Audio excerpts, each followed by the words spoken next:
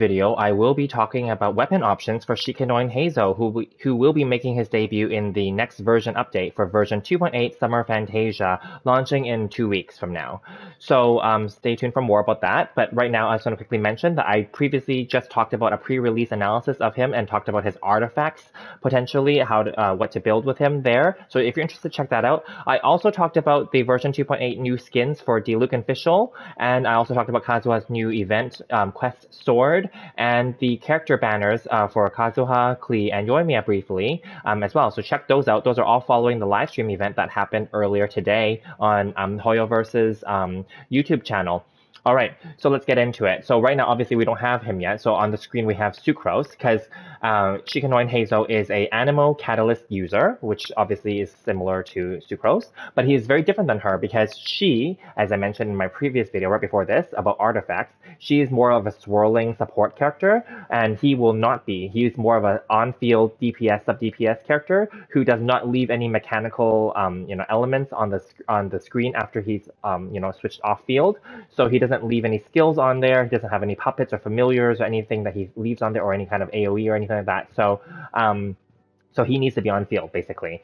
So in terms of weapon options, let's go through them. I don't own all the weapons, so let me just quickly address the ones I don't own. I do not own Kagura's Verity, which is Yae Miko's best weapon, signature weapon, and it is a crit damage substat weapon with lots of passives that are related to her kit. Okay, I'll just make that clear. I don't believe that you need to give that to Shikanoin Heizou. Let's make that clear. However, if you really want to kit him out, of course, any of the 5-star damage dealing, crit rate, crit damage related options are going to be awesome for him. I just want to put that out there really quickly here.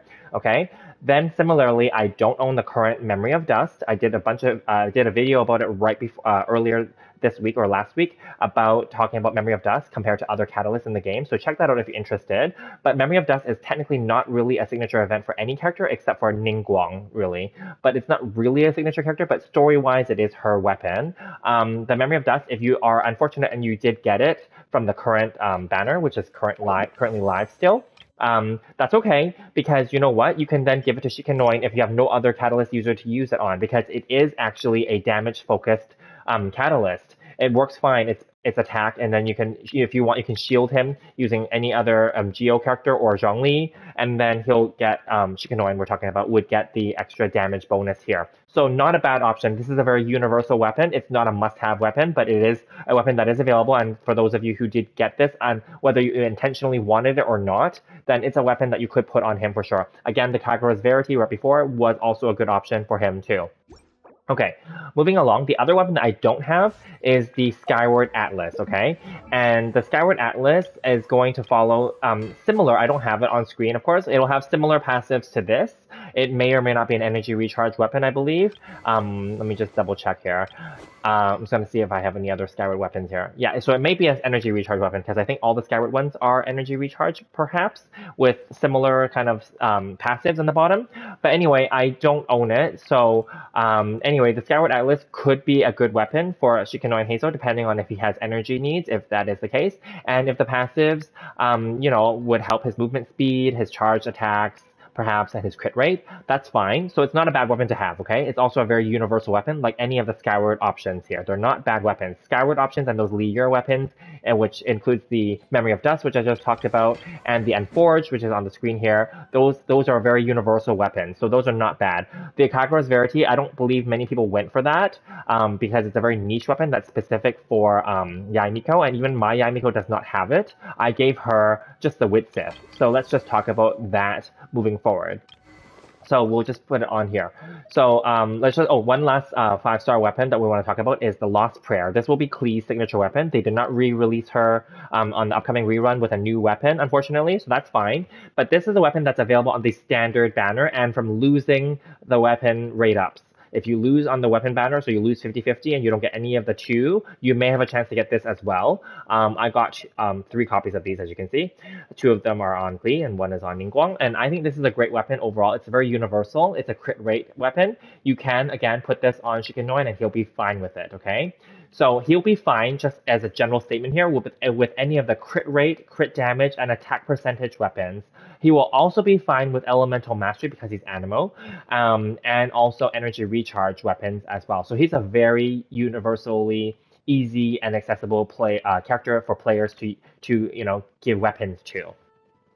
So he will not do well with this one, Everlasting Moonglow, because as per the live stream today, we found out that he is not going to be, scaling off of HP or any of the other stats. He didn't say anything like that, so there should be no scaling. He should be a very straightforward character. So we would probably it's safe to say at this point that this one, because it's healing related as well, we could skip because he's not a healer.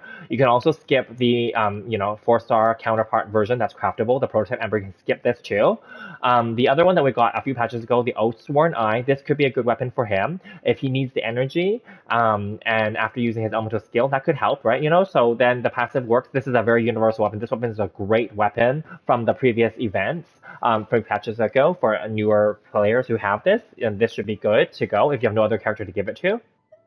The Hakushin ring could only work for him if you're going to put him in a team where Electro is going to be often in the team composition where it's going to be used. So I wouldn't recommend this one specifically unless you put him in a team where you have Electro characters dealing lots of Electro damage on the field to then increase that passive here. So I would skip this.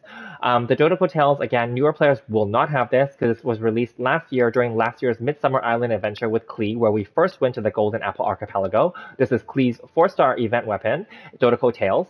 This works really well for him, actually, and I might give this one to Shikanoin Heizou because, as you can see on the passive, it's a normal attack and charge attack buff, basically. And that's part of his kit because he's a normal and a charge attack attacker, and with his burst, it's like a kick, but then regardless, it's all possible to make use of this passive, so that's fine.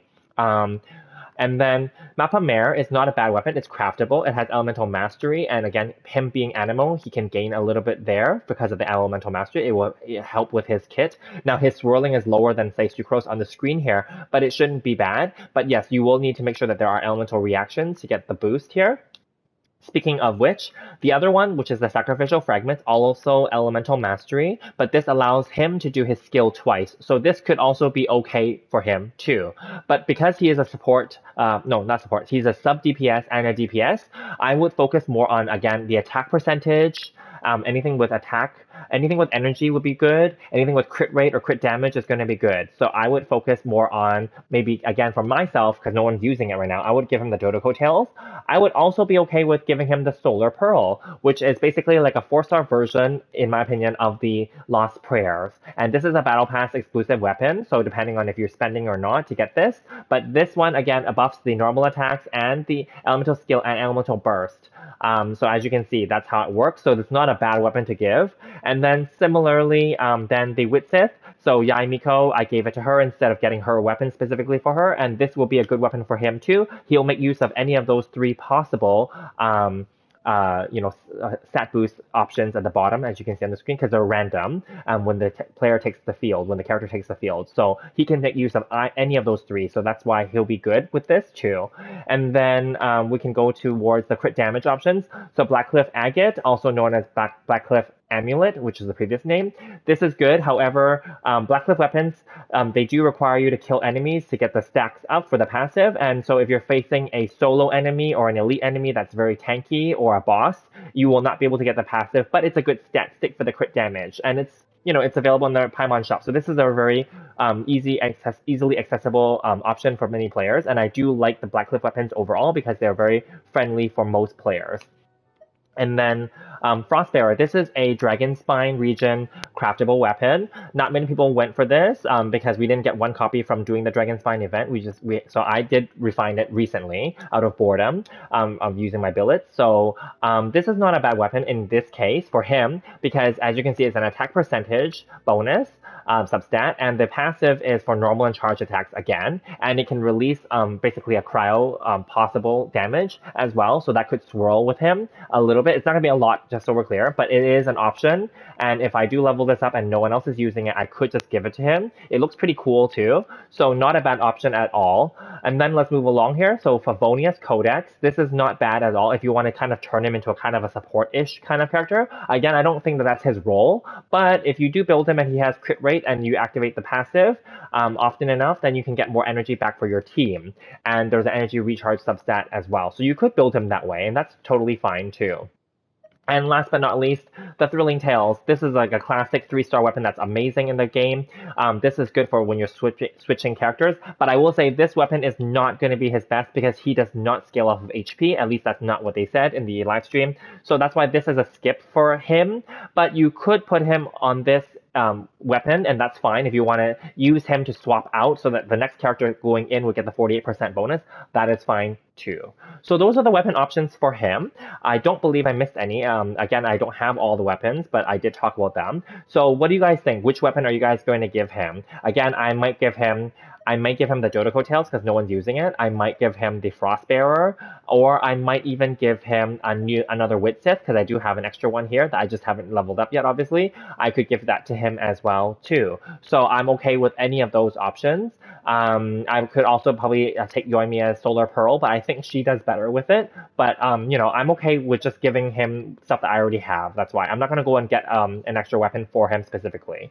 So yeah, and I'm not gonna give him like a 5-star weapon. So although he can probably be really strong if you build him up to be that, but I don't believe that you need to do that. It's up to you though, of course, right? So we will see what happens in the future because there may be new weapons coming our way soon, and maybe new Catalyst users that are 5-star. And then if that's the case, then maybe some of these weapons will shift downwards, right? Maybe we'll get something, or maybe I did not pull any extra on the Memory of Dust, but if I did pull on it, and if I did end up getting the Memory of Dust, because I was going for the Red Horn, but I didn't get it, and I'm not going to go any deeper on it. I just used a few of my extra leftover wishes, but I'm saving my wishes now for Hazel.